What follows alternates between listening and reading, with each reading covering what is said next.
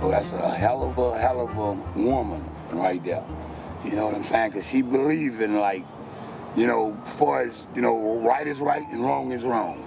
And that lady there, you know, which I remember years ago, you know, I come up, you know, under that lady.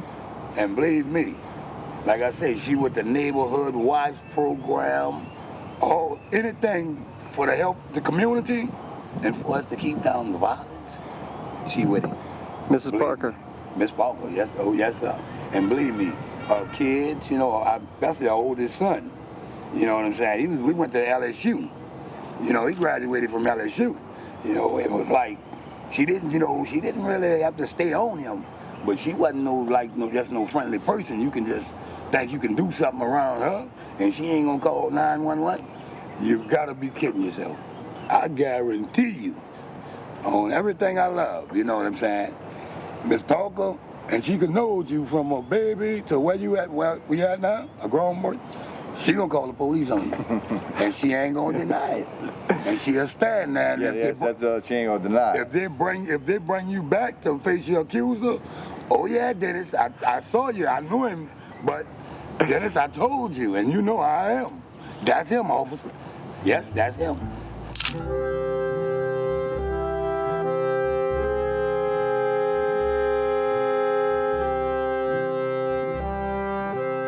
I spoke with my friend Cyril on New Year's Day, 2006, 4 months after the federal levee breaks and the catastrophic floods that followed Hurricane Katrina into Cyril's hometown, New Orleans, Louisiana.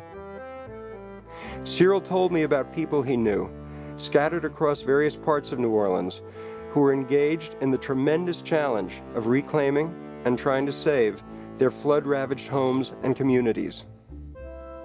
In June, Antoinette K. Doe, owner-operator of Tremay's legendary nightclub, the Mother-in-Law Lounge, took us out to Holy Cross, a lower Ninth Ward neighborhood closely bordered by the Industrial Canal and the Mississippi River.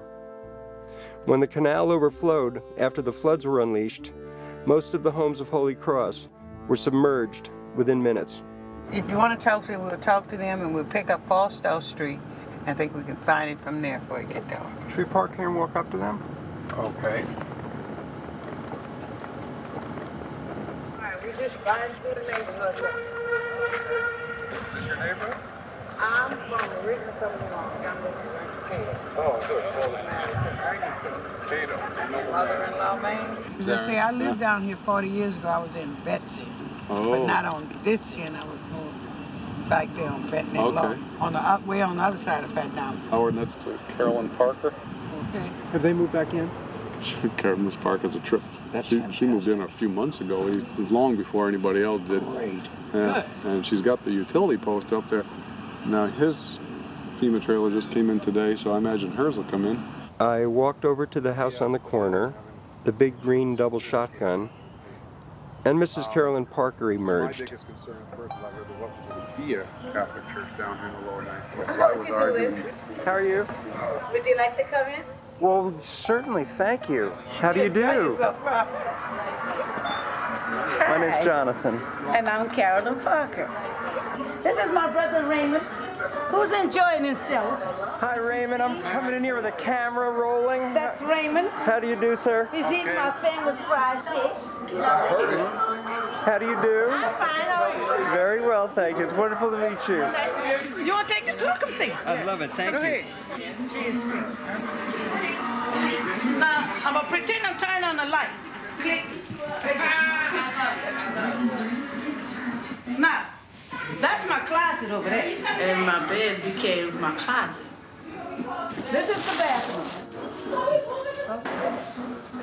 This is the second bedroom here. Connor, are you living here now? Like sleeping here now? Yeah. All right. But what Father Joe can understand is, why would I use the barbecue grill to heat up the house when it was cold? He said, Carolyn, that's carbon monoxide. I said, but I was warm. When did you decide to leave? When my niece came and jerked me by the arm. And they literally put me in the car, and I was still screaming to my neighbors, get out, get out. And the man that was right next door, right here, I kept telling him to, to leave. I said, 'cause I felt uncomfortable. And the man around the corner, he had gone to the store. And believe this, they had to take them through the roof. This is the ASPCA. This is how many times they was trying to catch my dog. My dog, I taught him how to open doors, like he could bite the knob and twist his head and turn the knob and open the door. So what he had done, he had gone in the back of the house, and he knows how to take the glass out the window and get out the window. So he slithered his body through, and that's where they found him on top of the roof. With my neighbor next door, whose wife had drowned, who they thought was me, okay? But these are the markings that when they kept coming back, see, they checked it again. The same dog is a puppy that I found on the bridge, on top of the St. Cloud Bridge, and this little bitty thing, like maybe about 3 weeks, like he was just newborn, like a little snowball, and I nursed him from that, and it's like a kid, and I miss him. Mm-hmm. When I was in Alexandria, that's where they brought me to Alexandria, and don't judge me for what I'm about to say. I was civil rights, NAACP, the National Urban League.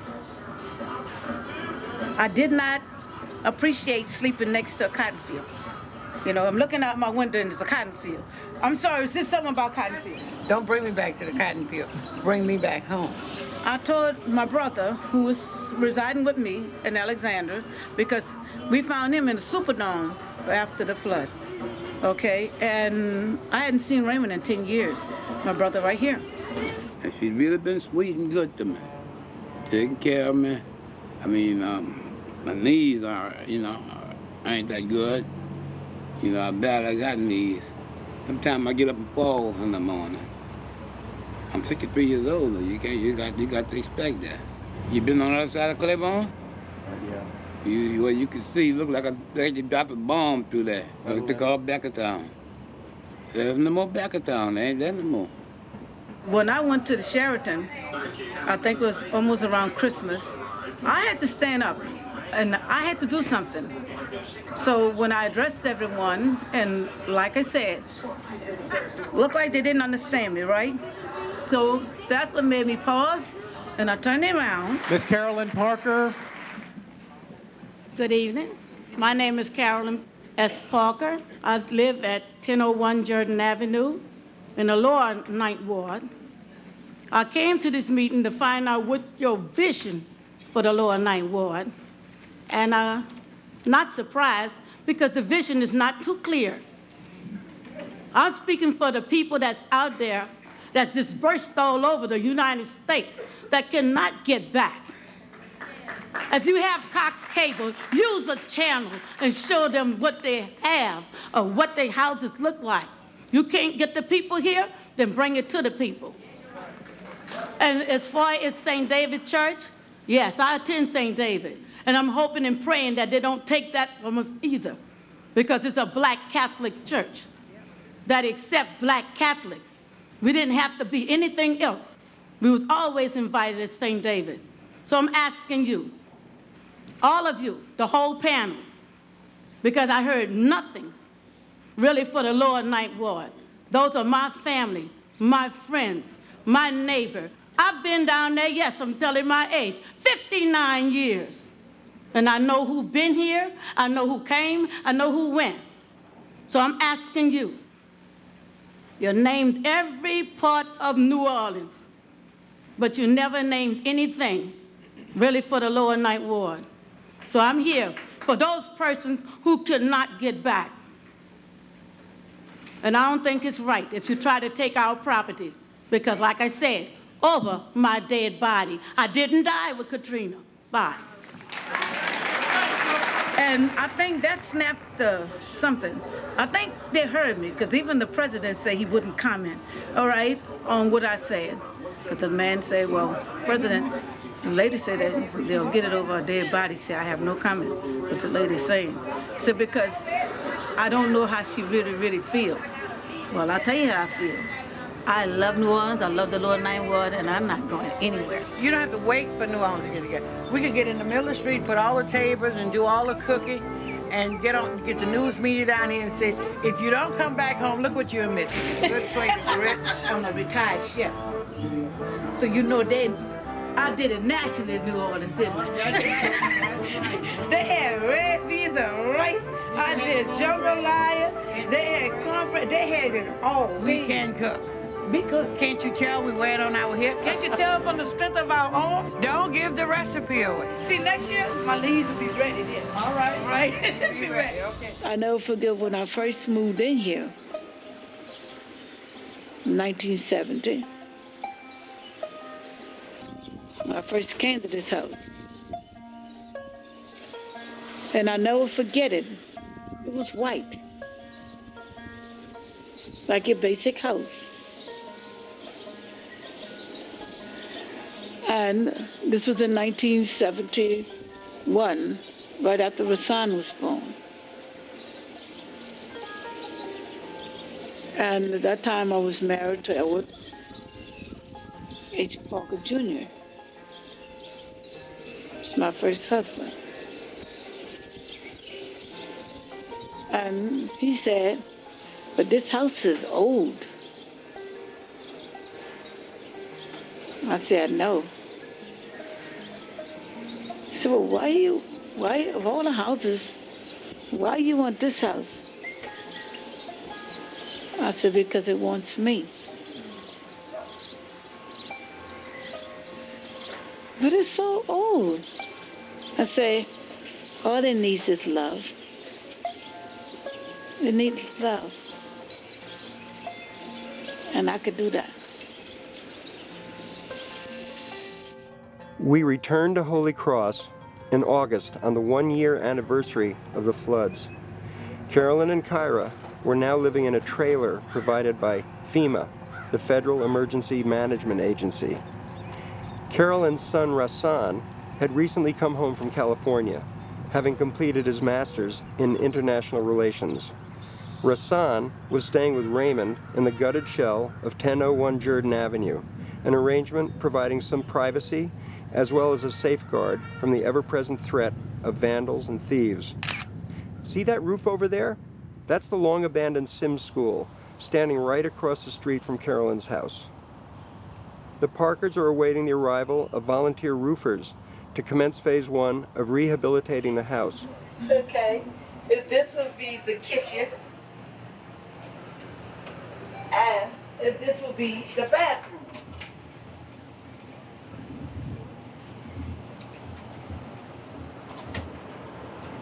Okay, and you see we have cabinets and everything in the bathroom. See.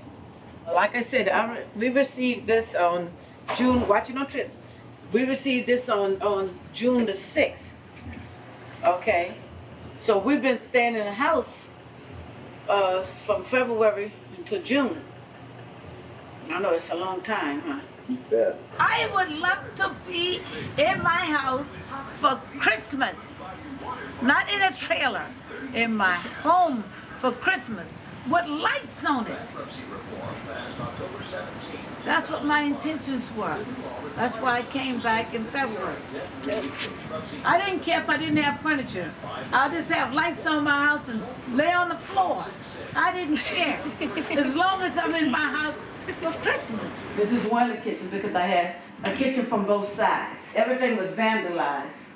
This is where you see where we was taking some of the stuff off the walls. This was also another kitchen here. For all of that, like I said, all that's gone. What I've been doing nowadays is just working. I work at I work at one of the best fine dining restaurants in the French Quarter. The name of it is Arnaud's. This restaurant is probably the largest restaurant in the entire country. We have the capacity to seat almost 1,000 people in one setting. I've been working there off and on since October '98. And now I'm the senior captain of the Jazz Bistro. I tell you what we have. I recommend what we have, what may be to your liking. And I make sure that all your food, all your courses, and all your drinks and all that stuff make it to the table in an expedient manner, and to make sure that your dining experience is the best you've ever had, so that you can bring some folks back next time. I've got my own aspirations lined up there too. I probably will eventually open up a restaurant. I will have the best restaurant in the entire world. And I already know where I'm going to put it. And it's not going to be here in the States. Not yet. We have another brother, he's in Texas. Okay. He's pretty much going to stay in Texas. Yeah, he's going to stay in Texas. Because he doesn't want to rebuild. Our sister-in-law, Tiffany, his wife is from Beaumont, Texas. So her whole family is out there anyway. So he's just going to stay there, put our nephew through school over there, and his wife's a teacher over there. So it makes sense to stay. Right. Yes, this my brother Raymond. Go ahead, girl. I'm coming here. See? Hey, Raymond. Hi. Yes. Right. What you pinching me for? I'm not pinching I'm you. still alive. Thanks to the Lord, I'm still here. I was telling them about how it was when they first came, remember, because we didn't have all of that. Because when you all first came and interviewed us, you know, we didn't have much of nothing. And the grass was high and everything, so now we moved up. We have the weed whacker, a grass hole, cut the grass, and that helps a lot. Now that's my mailman, see? We didn't have mail service. Hi, Wayne. I'm telling about that service we didn't have. That you didn't have. Oh, that we didn't have. Didn't have, but now right. you have it. Now I have it, see? Oh, isn't that thank something, you. Huh? Good service, huh? It's late, but thank you. But that's all right. That's all right. Sure. That's right. You gonna beat it. You gonna beat it. All right, Miss Parker, you have a nice one. All right. Now you behave now. You say nice stuff about us. All right? Okay.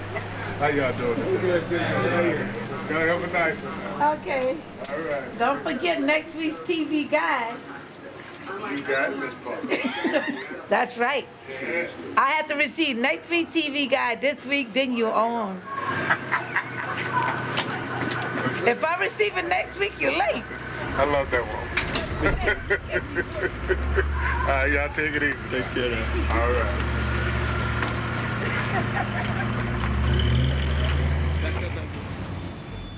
She's expecting her George Foreman toaster oven that bakes and cooks and all of that. Because that microwave doesn't bake. And I need something that really bakes. Look at George, how he's smiling. George, glad you bought it. Look how he's smiling. George happy. All of a sudden, water comes in and washes everything away. It was like everything I work for, I have nothing to show for it. Imagine you are scuffled to go through high school. Imagine you've even gotten to be the prime queen, you're the top. Now imagine you done took your ACT test, you scored a 24, 26. Now, I want you to also imagine how happy you are that you have accomplished so much. And you're from New Orleans, Louisiana, from the lower Ninth Ward. Yeah, which is supposed to be where they say that the chances of you making it very, very small. Was like 10 to none. And my phone number were calling me saying, you need to call the insurance company because your mom is in the newspaper, she's dead. Because they had like the list in the newspaper of everybody who died in the hurricane after a little while and all the people were still missing. And pretty much if you were still missing after September, after the like second half of September, if you were still missing, you were probably dead. And she was still missing. Now, imagine just leaving out and you're going less than a week. But you're happy because you made it and you've gone to New York, you've gone to Syracuse University. Your dream has come true, okay? Now imagine if you just close your eyes. Imagine all that's gone in less than a week.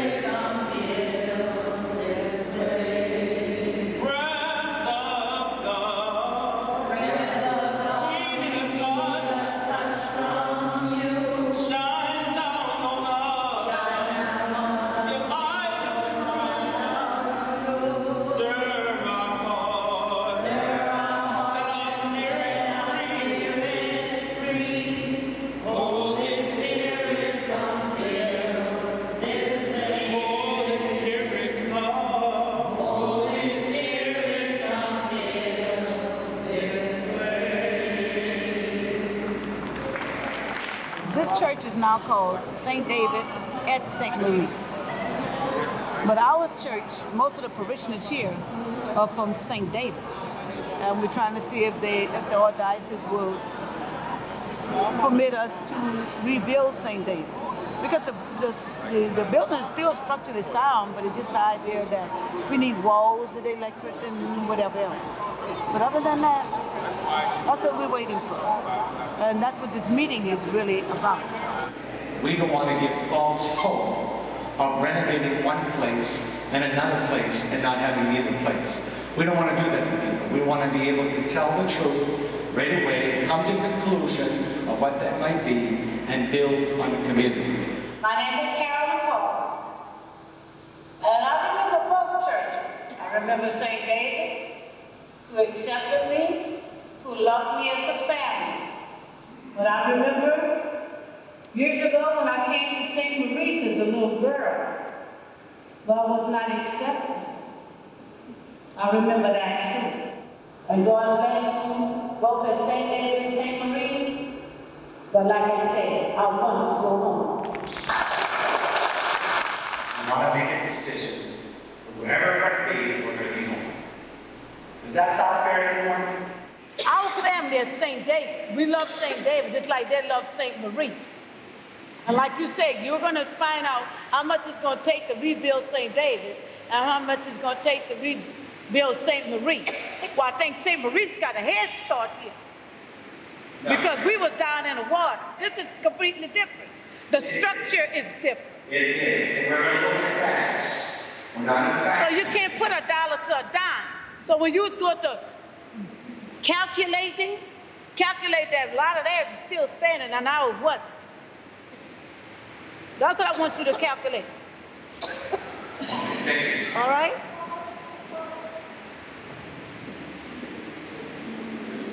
We had just moved into this area, and I didn't know where a Catholic church was.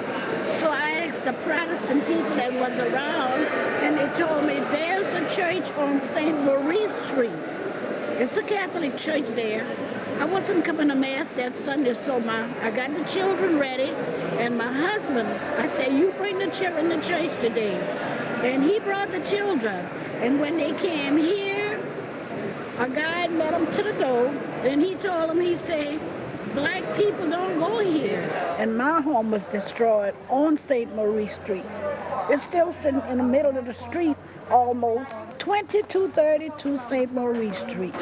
But just coming here today was more than a pleasure because I got a chance to see my church family that I miss so much.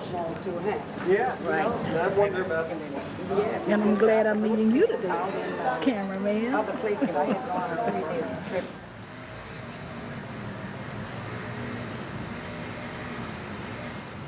Now, my reasons for St. David, there's a bus stop right by Walgreens where I get off the bus to come to St. David.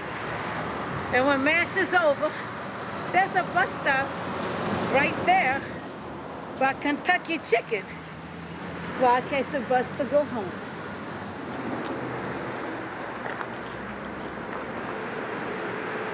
Now you see the year, St. David? And if you can see, she's still structurally sound. This is a brand new roof that we just put on that church. And it's one of those roofs that lasts a lifetime.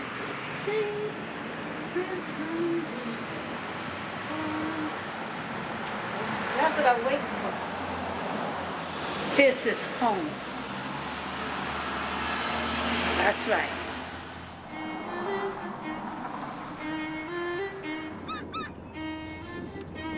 So many people are getting these contractors who take half of the money and then never come back. Just never come back. They don't start on the house or anything. They just come and get the money and they never come back. Steal your money and they're gone with it. Or you have the contractors who are the contractors, electricians, and roofers who cannot do any of the things that they say they can do. They say they're licensed and they're not. I've never been on an airplane before, but train and a bus, we travel. Car, bus, you know, anything. As long as it was on the ground, because that's how my grandmother believes in that. But I used to fish. Yeah, I had my own flat, an 18-foot flat, and I used to fish. But that was like my pastime. I used to make my mother's clothing because she was heavy set, and a long time ago, all they had for poor people was, what you call them, tents, the straight dress all the time. And my mother was full figured, and I wanted to let her show her figure. So I would make her dresses and cut it out of newspaper because we couldn't afford a pattern like a lot of people had patterns a long time ago, and they get the material, made the dresses. Not me. I would take and measure her and size it, and I would make my mother's dresses. And boy, did she look good going to church every Sunday. But she was Baptist. And you know, in Baptist church, you had the hat to match and everything. And she would buy her hats, and I would make her dresses. And she looked gorgeous. I was closer to my dad when I was little than I was to my mom. My mom was the working girl. My mom was a chef and my dad was a roofer. My dad was working on that roof of that building right there. I went to preschool in the lower level of that building. So I spent a lot of time with my dad because even when he was working or whatnot, especially on that building, when he was working on that building, he came and picked me up out of preschool early and brought me on the roof. So even when my dad was on a job, I was able to spend time with him, and we would just sit up there and I would help him with everything and fix up on the roof and everything. He would let me beat in a piece of shingle and everything, and I felt like I was on top of the world. But I knew what I was doing. I said, yeah, I'm a roofer now. I wasn't a chef, I was a regular cook. But I cooked so well because I cooked from scratch, like a scratch cook. I didn't need a recipe. Whatever you wanted, I just cooked it. I fixed it. I knew what to do with it. I don't know, maybe I was born to do it, I don't know. And when I first went to the Royal Sonesta Hotel, I worked with Jacques Gachnier. That's one of the prominent chefs from France. I worked with Paul Couteau. All right, K-Po, that's what we all call him. I worked with Kim for a while right there at the Royal Sonesta. I went also to the Radisson Hotel. That they gave me a cafeteria. So I had my own cafeteria, and I would feed the employees. And I got my license to be a chef. because I found out that being a cook, you got one price, one salary, but when you've been a chef, you got a different salary. So when they would have the top chef that would come to the hotel, all of them would come, they wanted to meet me, right? And they wanted to see how I cook. So one asked me, say, Carolyn, he said, I noticed you do not cook from a recipe. I said, no, I never cook from a recipe. He said, but don't you think you should write this down? I said, no, because if I write it down, then you'll know my recipe.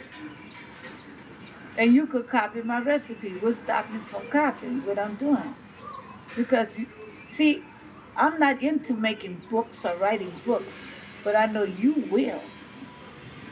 So I feel that whatever I cook or whatever I do, then my recipe is here, and wherever I go, my recipe goes with me. So he told me, yes, you do. You have to write it down. So I wrote him a recipe for peanut butter and jelly sandwich, and he got insulted. They told him to take 2 slices of bread, put peanut butter on one side and jelly on the other side. Go to the cut it in half, a la cut, right? And he felt that I was being rude. How can you be rude and you're 50-something years old? I decided, I said, well, since I can no longer fool with this, I said, well, I'm just going to go ahead and retire because I've been doing this for 35 years. Now maybe it's time for me to retire. So I retired in 95. Yeah, my dad passed when I was 12. Yeah, he was murdered, he got in a fight, got killed. And he was in the hospital. It happened in September 9th. But he stayed in the hospital and in a nursing home until Christmas morning. He died Christmas morning because he was, he had a really, really bad head injury. This guy it's really gruesome, but he had a 2x4 with a nail in it and hit my dad in the head a couple of times with it. Especially after my dad passed, my mom was all I had. One brother wasn't home ever, period. I saw him once every blue moon. And then the other brother was off doing his own thing. He graduated from college and got his degree and was all over the world. So it was just me and my mom after that. All we had was each other. We've been through a lot together, from having absolutely nothing to eat and sharing a Hershey's Kiss. If it weren't for her, I don't think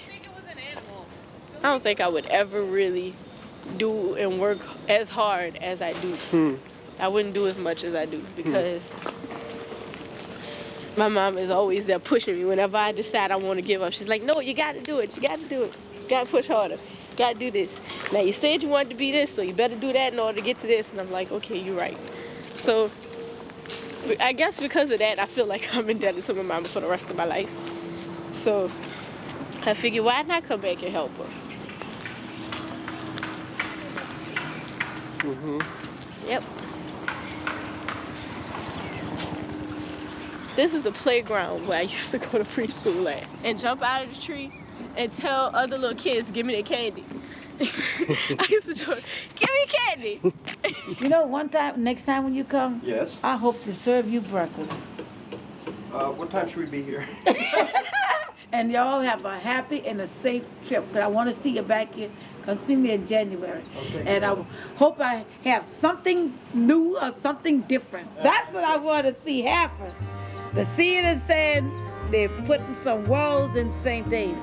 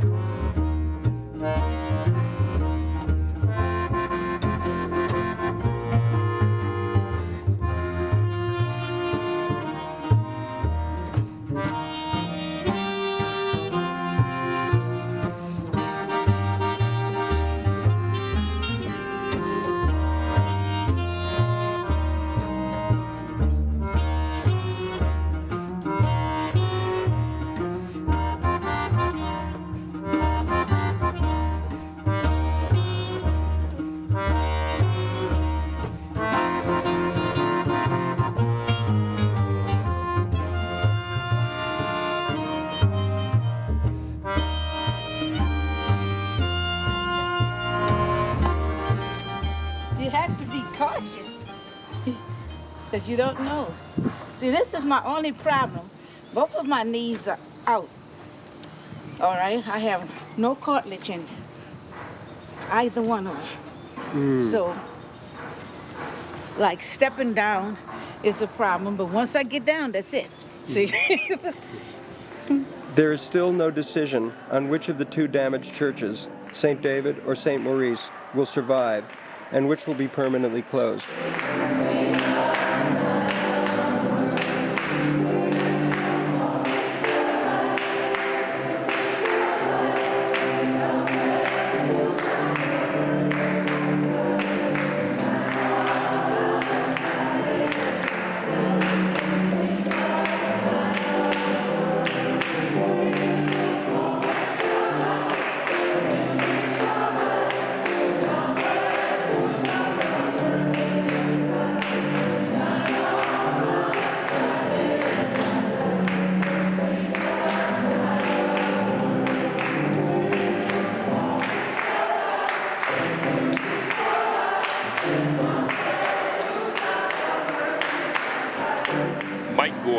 Mike Gordon and Henry Davis. How you doing? Most of us, you know, we transitioned away from here. I went to Nashville, Tennessee. That's where we moved to. And that was in Houston, Texas. And with that said, my mother lived right here on the Main Street here in the Lower Ninth Ward. As a result of it, St. David's is our church that we've been coming to for a lifetime. And we're also trying to get back in our church as opposed to being here at St. Maurice. We love the place, it's beautiful, but you know, we had a nice homely atmosphere with our church over there. Get fresh lemon. Lemon and honey. It's 18, I think they said it was 1853.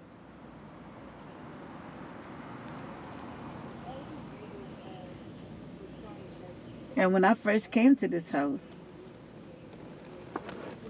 there was an old lady that stayed in this house. And she's passed. But she made me promise her that I would never tear it down. So I kept my promise. Mm-hmm. And I told my children, I said, if my eyes close to there tomorrow, don't let them tear it down, because it's a promise I made to her. Me and my mom are just doing basic stuff for the holiday. We're probably going to cook, and that'll probably be it, because we can't even fit a Christmas tree inside the trailer. The trailer is so small, we can't put anything in there. So my mom was going to get one of those little small fiber optic trees about this big, but we kind of gave up on that idea too. On this visit, it was a joy to see the fine new roof recently installed for Carolyn by volunteer roofers. When I see them fixing my roof, I said, thank God. Thank you so much. You know what I'm going to do? So when I paint it, I'm going to send you a picture. Where's Raymond? With his girlfriend. Raymond's with his girlfriend? Raymond has a girlfriend. And he's talking about maybe getting married. How about that? He's 63. God bless him. But he said he's still alive. That he's in love. Yeah, Raymond's in love. Come on, darling.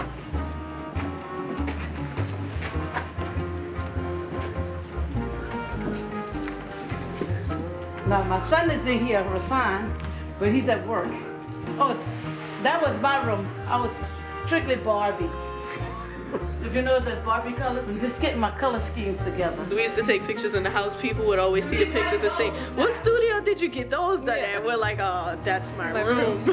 She made me pick out all her paint colors. I mean, orange, red, bright blue, bright pink, bright purple. Just every bright color imaginable will be in this house. So this is a bedroom. This is where I stayed from February the 19th all the way to June the 6th. I'll see, this is the antique break front, and then a break front on that side. Like, break front this side, break front that side. If you notice, you feel the floors? Mm-hmm. You notice it didn't buckle? Yeah. 12 feet of water was in here. Wow.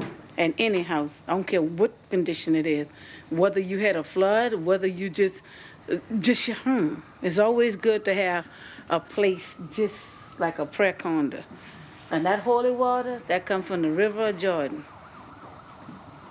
that survived the hurricane. It was floating, and we found it in the house. And I said, that's it. Went to every room and re-blessed my house. Father Joe did it for me. When we first came, you had to be careful because sometimes the police is working like the criminals. Believe it or not, because all the china and stuff that I had in there, in my kitchen, in my china hutch, that was all gone. Cash money, I had silver, I had coins like Susan B. Anthony, like silver dollars and things I had for her since she was a baby. I had different things like, because I collect and keep coins, all that was gone. Any jewelry, gone. Anything of value, was just gone. Silver set, gone. You know, everybody had a silver tea set in the 60s when you got married. That was the thing. If you didn't have a silver tea set, if you have a home, have a place to stay, that's what it's all about. You welcome, come on in.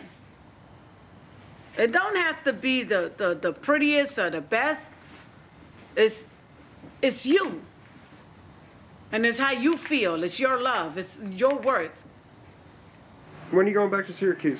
I'm not going back. I'm majoring in education, so I'm staying at the University of New Orleans. Because it's a good education school. So I decided to stay because I'm going to be an elementary school teacher. So I'm staying here. Do you eat, like, I got a sweet potato pumpkin pie. You want one? I got one. Oh, thank you. No, thank you so much, Ms. Parker. We're give it running to him. the You want it? He wants it. Well, Carolyn's amazing sweet potato pumpkin pie was completely devoured on the tarmac at Louis Armstrong International Airport before our plane even took off that day. Then, 1 month later, the moment we'd been hoping for. Carolyn invited us over for a home-cooked meal with her in the FEMA trailer. This is mixed season, and I do it with dill pickle juice. You know, your pickle juice with your nice, good, juicy pickle, you can still use for something else. See? Can you? See?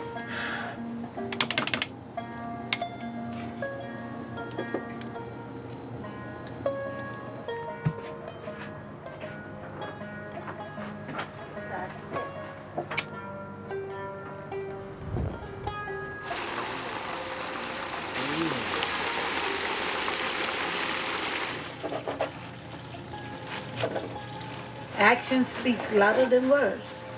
And I'm a lady of action. I believe in action. I was the first black with the Elmer Candy Factory because they didn't know whether if I was black or white because I was Cosum Blonde. Very, very fair. With long hair. Long curly hair. See? Like Creole. All right. So they couldn't tell. Oh, but when they found out, I went from sitting at the table eating like you to outside in the back. in the back. I got hooked up with the late, great Reverend Avery Alexander. All right, and Reverend Alexander was one of the civil rights leaders that they're dragging down the steps of City Hall.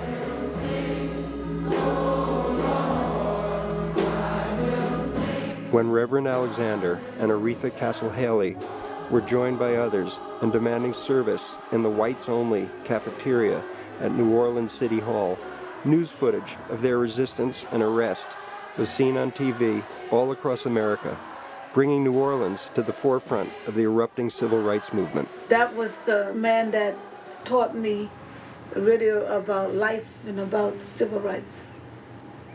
When I was in junior high, they said I was too young, so I started dealing with that when I was in high school because I was able to talk with people, to really talk with them, like sort of kind of like to turn things around, to show the better side of a situation, and that's what I was used for.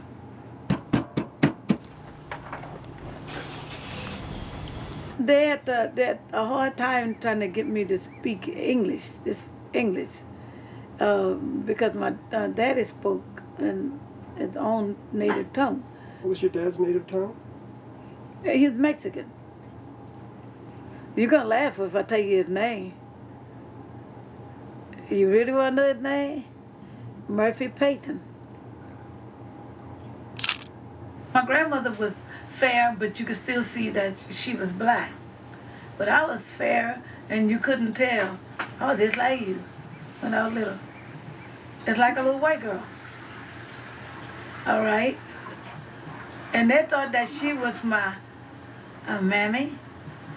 Okay, because that's what they called them back then. They just thought I was a cute little girl, and my grandmother put the little pinafore on me, and I would go with her while she go do her day's work for $2 a day.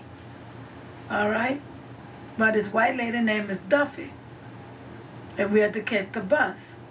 So when she'd get on the bus, and I noticed my grandmother, she'd get on the bus and go way to the back. Well, I don't know no better. So I went and took me a seat in the front, right? So when the other lady got on there, and then I got up because I wanted to go by my grandmother, which they didn't know that was my grandmother. And when I got up, then this white lady took it. So she said, "Come on," she said, "I'll hold you, baby. Wait, come on." And I said, "No, I want to go with my grandmother." Ooh, Lord, when I said that, them people, I never forget that. I was old enough to remember. My grandmother just took me by the hand. She said, "Cal, come on," and rung the bell, and she had to go out the back door. And she took me by the hand, and that's my first encounter with segregation.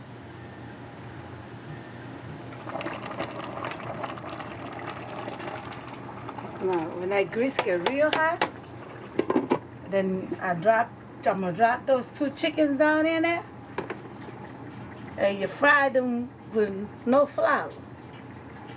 And you come a Cajun flour. In other words, that's why I injected them, like you do a turkey. So that way it'll be moist inside, gonna be nice and crispy on the outside. That's how you do that. See, it's not hard to cook the way we cook. Because we cook anything. We can just about anything. I never forget when I was a girl, my grandmother used to cook muskrat. The muskrat being in the swamp. The reason why I know this is because she never stopped. She still was doing it. You know, when I was a little girl, when I could remember her doing it, and they would catch the muskrat in the empty lot, rabbits, we had all of that. We skin them and muss them, and let's see, even the nutria rats. We fix the nutria rats and we take and skin him and muss him and do him with sweet potatoes, like bacon with sweet potatoes. And a lot of people say, "Oh God, y'all ate rats." I say, rat is good. Rat. I'm not talking about the rodents that they have out here. Sometimes, like when she made gumbo, she would get like some of the birds, and she'd take the brain, put the bird brain in the gumbo. Yeah, you know, this is the way I came up. Yeah. Oh man, that's You know, it was announced on TV this morning that Brad Pitt and Angelina Jolie is talking about come staying in New Orleans. Yes, they are moving here. Reggie Bush in the end zone for the first time this season as the Saints climb back into it. Let somebody talk about the Saints. We tell you, right? Because that's our new children. Jonathan, if you thought 12 straight days. 12 straight days. If you thought you seen something when they had that other game, that one when we first came home, Atlanta. This was electric, man. That's why Chicago tried so hard to beat them people because they didn't want to come up in that Superdome. We were gonna fix them. Almost 2 years after the floods now, Carolyn has finally received the federally provided financial assistance promised to the underinsured homeowners like herself under the increasingly controversial Road Home program. But these were complicated days. We arrived to discover that Carolyn had undergone double knee replacement surgery 3 weeks earlier, and several hours into the process had been overwhelmed by the anesthesia and almost died. These are both of my knees. I had the implants, you know, there was knee surgery on both knees. I can teach English lessons. What you call knee replacements. I went on a little trip. I had gotten to the point where they thought I was going to come right back, you know, by being under this anesthesia. Instead, I decided to take a trip to memory lane, like go backwards. Like, and I visited the dead instead of coming to the living like I was supposed to do. I'm not going to tell anybody I didn't enjoy myself. I enjoyed myself because I was able to see things from the past. Like, I was really back in the past. And I was able to see my mother who had passed years ago, my brothers. That was my brother. His name is Buddy. We called him Buddy Red. Mm-hmm. And he was murdered, years ago.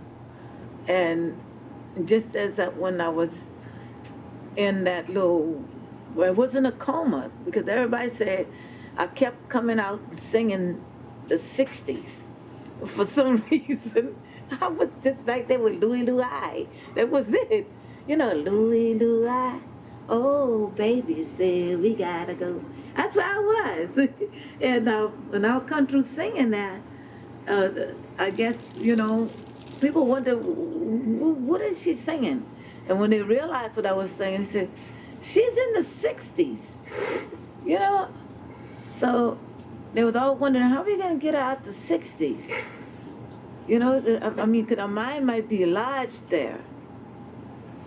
But I was having fun there. You understand? This is where the fun time was in my life. And then that's when I heard someone calling my name, and they kept saying, Miss Parker, Miss Parker. And that was my doctor. Miss Parker, are you there? Are you there? I said, yes, I'm here, and I don't wear it out. He said, oh, yeah, she's here. But that, you know, if I didn't answer that way, that wouldn't be me, because that's the type of individual I am. You have to use that every time you move around in here? Yes. Mm-hmm. And if I want to go backwards, which the doctors just don't recommend. Why not? Because they say going backwards is not good. But these are my knees. And this is what I have to do to walk. The doctors are not going to be here when I have to walk. Are you doing therapy? Yes. What does that consist of? They help me to do leg exercises and things like that, and to do, you know, to make sure I keep my body loose, because if you don't stay loose, these knees get stiff. When we next visited Carolyn 7 months later, in December '07, we were so happy to see her up on her feet again.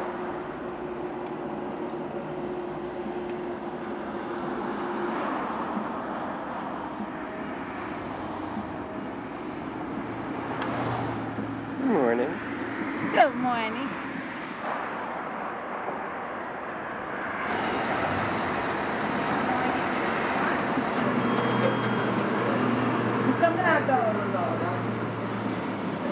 From our very first trip with Carolyn to St. David at St. Maurice, it had been upsetting to see the membership of these two Ninth Ward cornerstones pitted against each other for the very survival of their churches. It was the marbled, storied elegance of high society St. Maurice versus the historic, rock-solid vibrancy of St. David. But after 18 months of suspenseful deliberation, through sheer strength of numbers, the power of collective will, and the unavoidable fact that they were just so plain determined to get back into their home house of worship, St. David once again opened its doors for Mass 2 years after the floodwaters of Katrina had filled her walls to the rafters.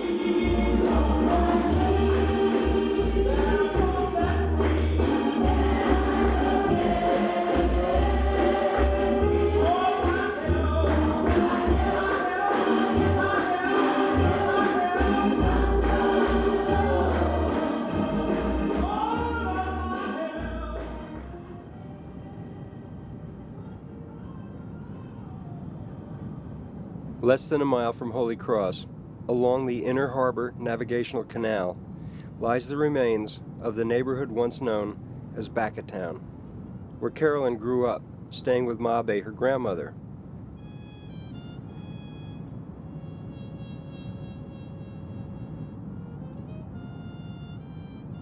Nearby then was the sprawling cypress swamp known as Bayou Bienvenue, the swamp Carolyn told us about, where she, Raymond, Mary, Buddy Red, Ernest, her other brothers, sisters, and cousins played, hunted, trapped, and fished for the catches that Mabe would prepare and cook for their delicious meals.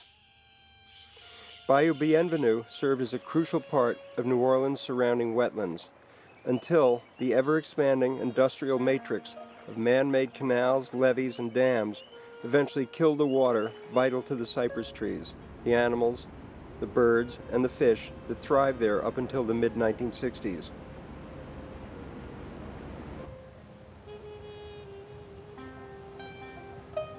Back-A-Town is where an unsecured barge smashed through the levee during post-Katrina flooding. How can you not tell me who that barge belongs to? The tsunami that followed the barge rupture overwhelmed Back-A-Town. Blocks of homes were swept away, obliterated in the deluge. Many residents, unwilling or unable to evacuate in the face of the hurricane, were drowned. Some were never found. While growing up in Back-A-Town, Carolyn stayed with Mabe in her grandmother's house on the densely populated 2400 block of Forestall Avenue. We drove out to Forestall one day in December, trying to find the spot where Mabe's house had stood until it was washed away and demolished in the days following Katrina.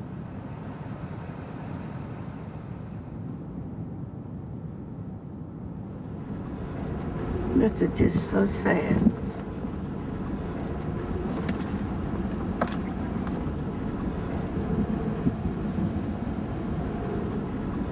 I'd like to see if Lula May spray painted her name on. I think she did have a name on it somewhere. That's it there? No. That's 2408. So, I don't know. Maybe somebody went and They got must rid have of moved it.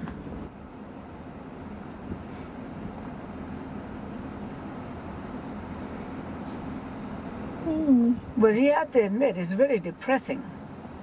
Let's get out of here. I can't stand it.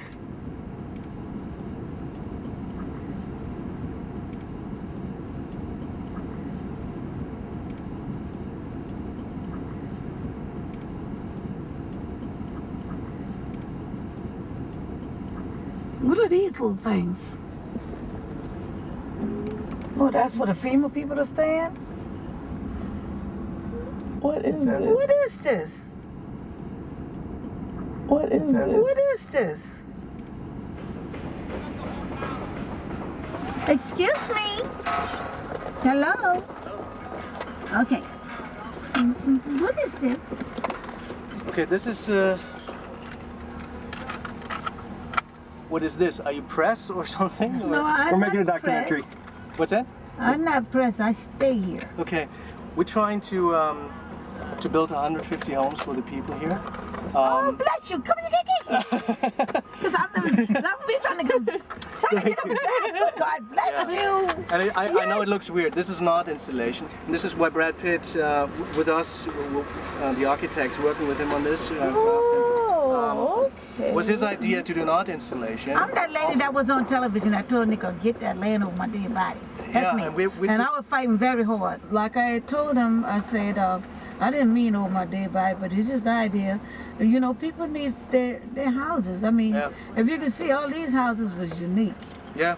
This art installation is basically showing Katrina as it was, completely in chaos. And we're trying to get donation for 150 homes that we're trying to build, to give to the people, you know, on their properties. God bless you. And over 5 weeks, these will be up. Any time where a donation is for one house, we will assemble one of the pink houses. So the hope is like in 5 weeks, we have this community, all the 150 homes, we have these pink houses assembled. So people see their donation actually is reacting to something, you know? They can physically participate in doing something right. It's really not easy. Construction is not back here.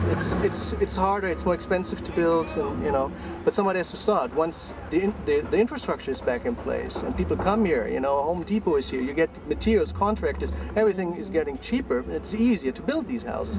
So this is also like giving this impetus to start, and then hopefully it really will pick up.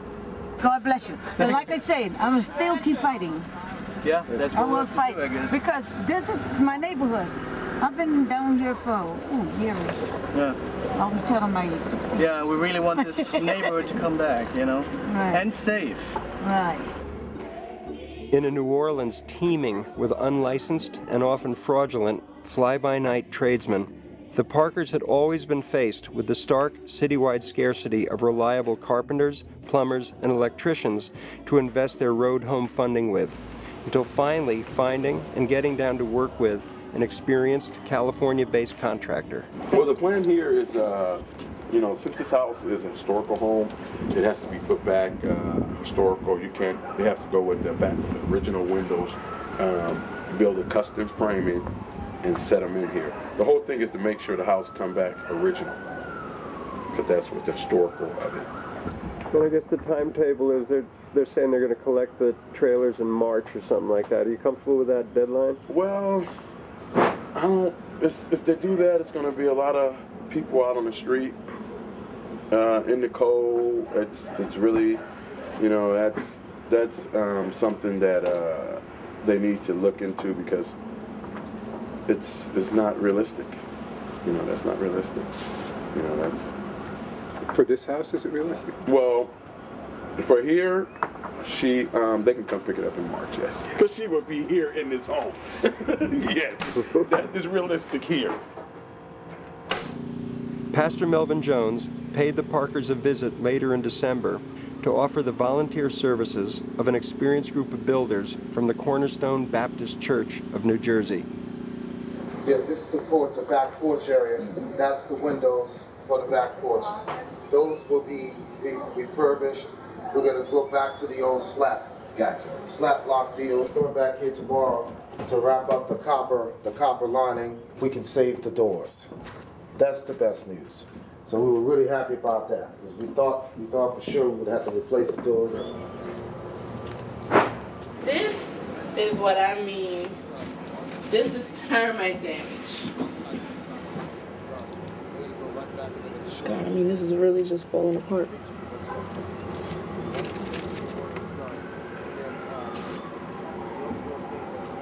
There's a lot of that everywhere, all over this house. There's a lot of it. Like, some of it was even at the top, see? This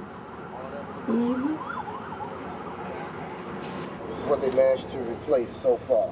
So, yeah, that looks pretty solid. Yeah. So they're going to be all right, but there's another piece that's going all the way across like this. So they will go in, they're going in to deal with that tomorrow. Okay.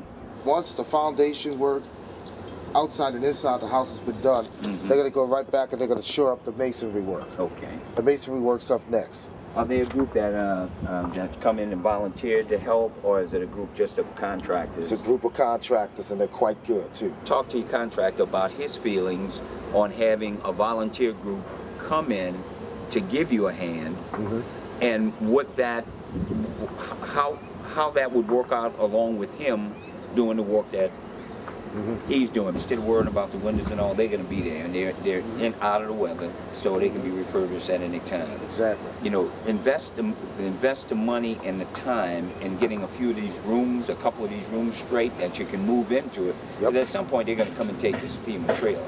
Yeah, they're coming for March 1st. That man is over there working on this house all by himself. He has no crew, nobody. He's just over there all day going at it, just you hear him hammering all day from sun up to sundown. He starts as soon as the sun comes up, and he doesn't stop until it's like 8 o'clock at night. Determined. Yeah, that's a fried turkey. That's what you're doing in here. In the FEMA trailer, fried turkey. Yes. Sam? Be careful. See you I later, don't want to man. shake with the turkey hand. That's all right. Oh, I'm licking your finger. no, you're going to be licking yours if you're out of them. All you do is like if I'm doing baked macaroni. All I'm doing is laying it and putting it in a pan. And I have me like 6 pans lined up. And I put my butter and the macaroni. And then I mix my egg and my cream and take and wrap it. Put it in the cooler. Carolyn, just unplug the TV for 2 hot seconds. Oh, the Saints are on. Don't do that. Yeah. Okay. Get some food, baby. This is the best turkey you'll ever eat. You like it? Just rest that right there for a second. Okay. She came out here and walked without a stick. She came down the stairs. She didn't want me to help her. I tried helping her. She said, "Get back." I said, "Okay." And she made her way through, seen everything, what was going on. Took a little seat. She sat down a little bit and rested over there and told me this is her resting spot when she come out anyway and do things. She just sit right here on the front porch and rest. And she got up. She walked all the way back around the house, through my debris, back up the stairs, and came on in. No stick, no nothing. And that is something. After 2 knee replacements. We were surprised when the contractor rejected Pastor Mel's offer of volunteer assistance. She is definitely blessed, yes.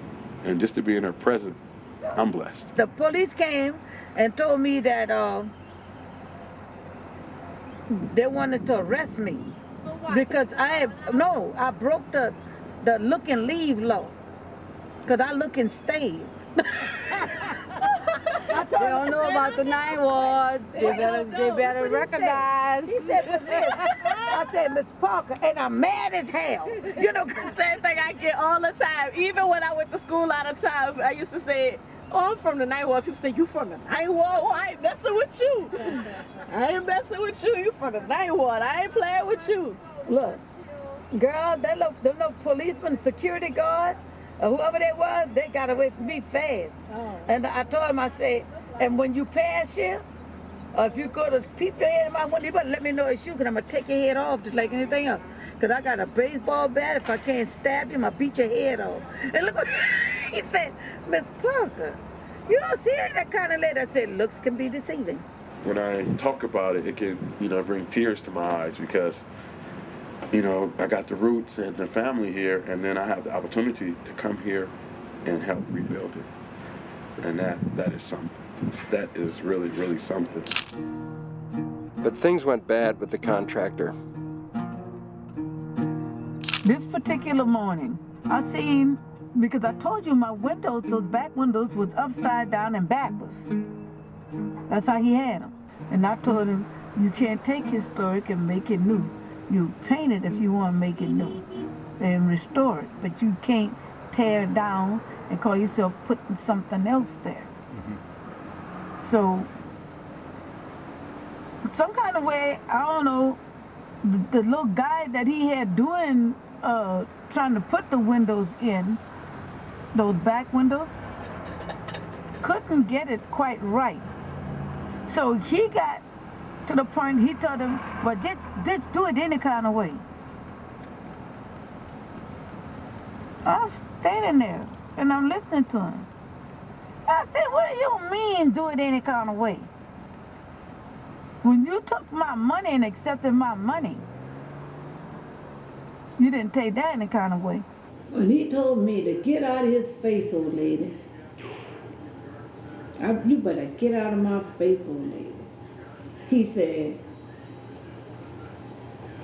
I'm not doing anything else. I said, but wait, hold on. I said, wait a minute. I mean, you got all these receipts and stuff, and you're saying that you're going to fix this and fix that and fix that.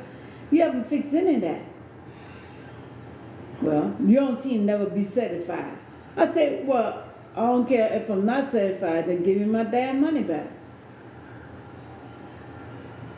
Let me tell you one damn thing. You ain't getting a damn penny of that money back. I said, oh, so it's like that. And that's when he said, yeah, it's like that. I said, all right. I click his picture. What are you doing? I said, wait, just a second. Let me show you what I'm doing. Hello? Yes. Is it the police department? Yes. This is Miss Parker at 201 Jordan Avenue. You got exactly 5 minutes to get you because somebody going to the hospital or going to the morgue.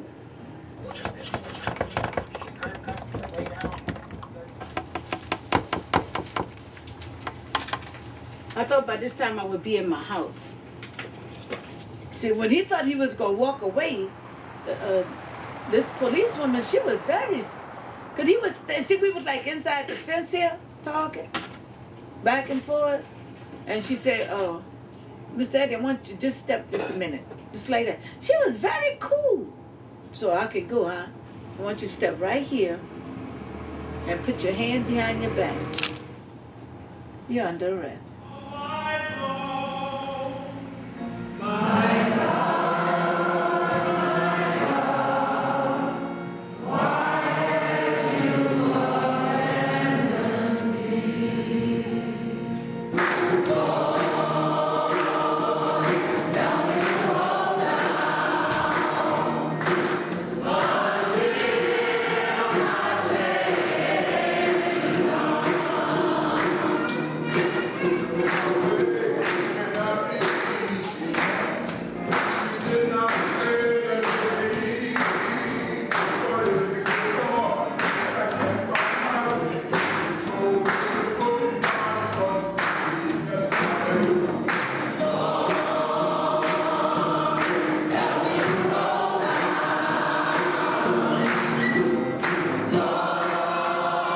Still, almost 3 years after the floods now, every passing month continued to bring new waves of committed volunteer workers from all over the country to help New Orleanians like Carolyn get back in their homes. I'm blessed with all these angels. I say, everybody that came to help me, they came with such love for me. I say, they didn't even know me. But I feel like blessed with abundance. That's what I really feel. And I got this joy in my heart. I really do. And you said you were dead. I was too. Gave me Epidream. I was dead. But I'm going along this, I went flatline and then I started coming back. Mm-hmm. And they gave me that Epidream with a shoot in your heart. So I know we are spiritual beings having a human experience. There's no doubt. I say, I'm back. You know, I would have missed all of this.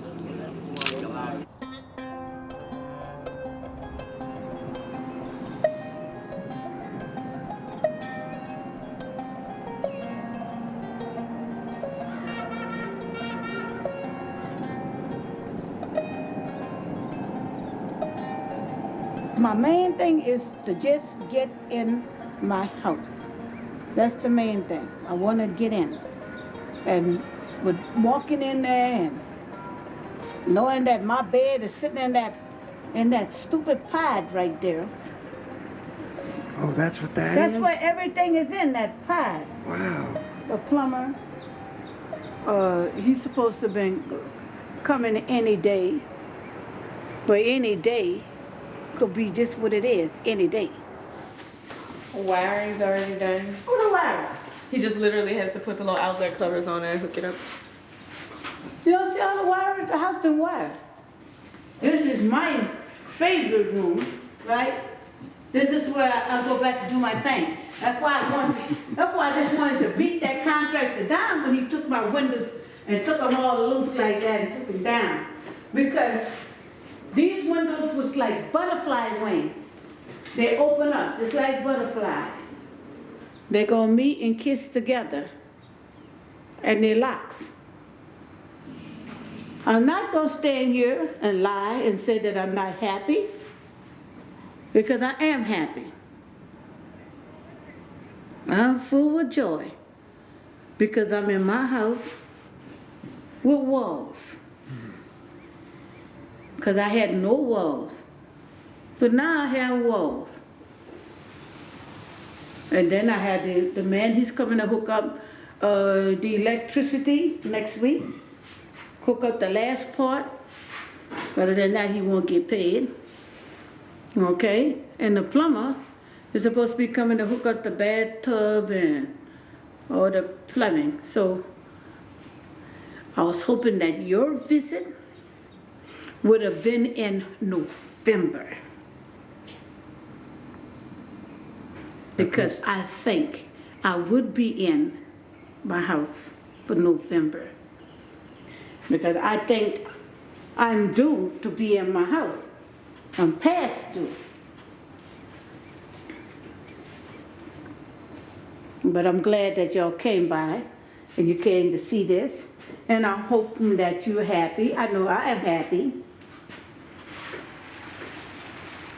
And like I said, some of the stuff is not completely finished. I don't know, Carol, how did I forget that door? I forgot about the other side of that door. I forgot all about that, the rest of that door. No, that was me. I did this one. I came back because I was homesick and I wanted to help my mom. Because at that point in time, I thought maybe she would be all by herself, you know. And I didn't want her to be stuck doing everything alone. And I mean, my Uncle Raymond was there, but my Uncle Raymond couldn't be of much help. So I didn't want to just leave her out there like that. You know, I'm probably going to be one of those people that end up paying student loans for a couple of years. I'll probably end up like Barack Obama, being like in my mid-30s and just finishing paying. But I'm pulling my GPA up, so hopefully I'll be able to get some kind of scholarship in another semester or two. 'Cause I have a whole lot of like spirit in me as far as activism goes. So I want to see where I can go with that. So I'm starting to join a couple groups and stuff like that on Tulane campus to see what happened. When I was in beauty pageants and stuff in high school, and they would say, what do you want? And I wouldn't say world peace like everybody else, but I would say, I want the world to be a better place, and I want to be active in that change or what brings the changes. I've always gone to good schools. I've always been one of those kids who knew they would go to college, that knew they were going to make something out of themselves. But I'm still passionate about getting other kids out of that situation where they're stuck in a school where the teachers don't care, or they're in a school where they don't even have decent school books and things like that. I'm still passionate about it. It's never happened to me, but I still care about it.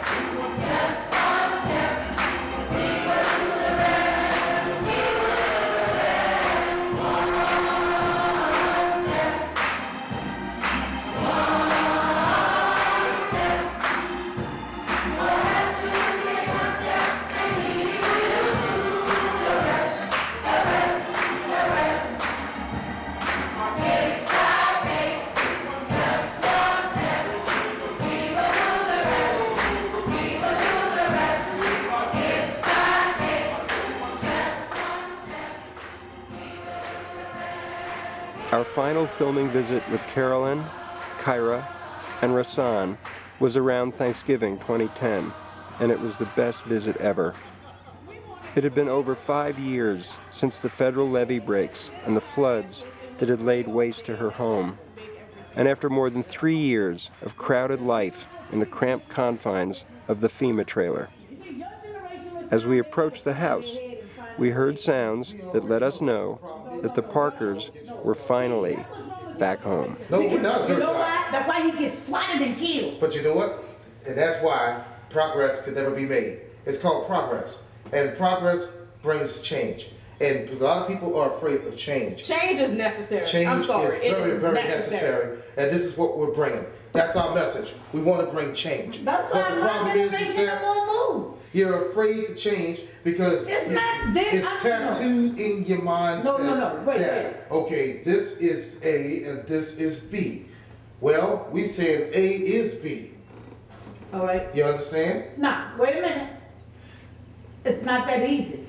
Oh, yes, it is. Because, see, y'all have to put one shoe on. You have to put, when you put your shoes on, you're going to put one shoe on at a time. We got slip-ons. We was taught to put on, and just like you slip them on, you can slip them off. We can slip them right on and slip them right off without tying a single shoelace because we don't need shoelaces anymore. And see, when you learn to tie that shoelace, well, we need to tie shoelaces. you're learning how to remember. That's why y'all can't remember. That's not it at all. See, because they want everything easy. There's no easy button for every situation, and I just want you to understand. See, when y'all kept shipping these goddamn computers and all this other bull crap, that same thing is what coming back to kick your butts. When you see somebody keep fighting, that don't mean I'm gonna stop fighting. Because then that wouldn't be me. But I know somebody heard me. Especially God in heaven. Because y'all know how hard I prayed. Father, if we could just get it back. They're missing, like part of me is missing. After the hurricane and everything, where everyone else was crying, falling out. I told you before I never did that. I didn't cry. Father Joe thought that was weird. How could you not cry when everything you had is gone? And that's the part that made me go and see my house.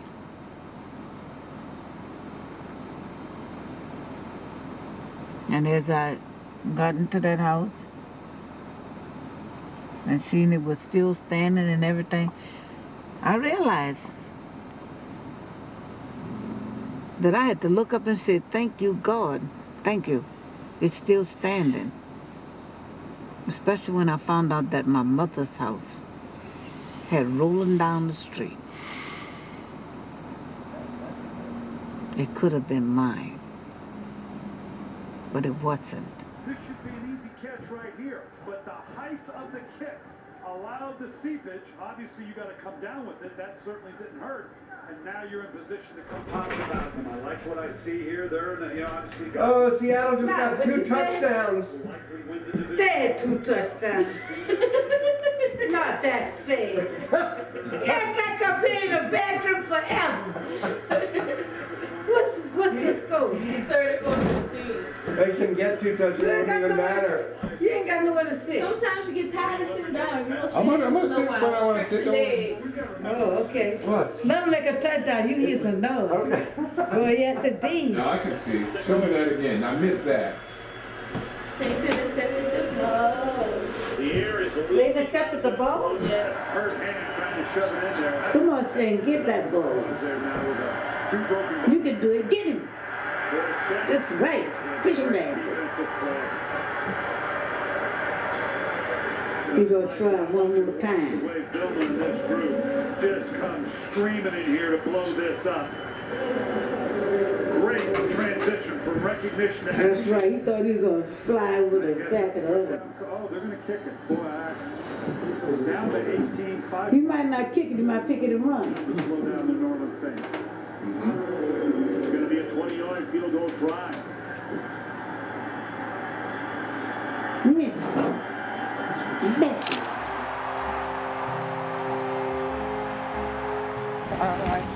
I don't want to run into you now. No, no.